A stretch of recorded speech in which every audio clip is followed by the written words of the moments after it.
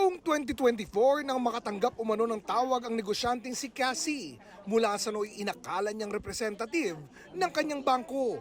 Tinanong nila sa akin, are you this person? Ikaw ba ito yung pangalan mo, ganyan. And then sabi ko, yes. Doon ako nagkamali na sinabi ko yes. Sabi ko, yes, how can I help you? Meron po kayong rewards.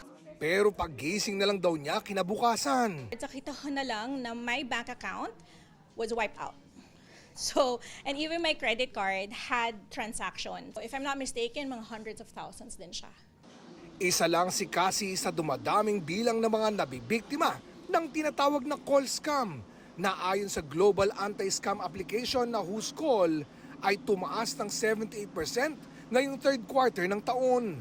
Mula sa 34,000 scam calls nung nakaraang quarter, lumobo daw ito sa mahigit 62,000. Kasi nag-migrate na sila from text messages, mas madali na nga ho talaga yung calls. Even calls are now prompted by AI. Mas madali rin daw matrap ang mga tao sa mga tawag na kapag nagpanggap na lehitimong promo ng mga bangko gaya ng credit card upgrades.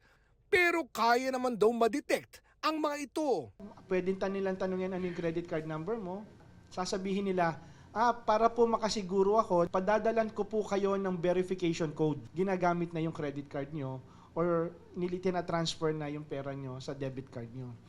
Yung 4 to 6 digits na yan po yung OTP.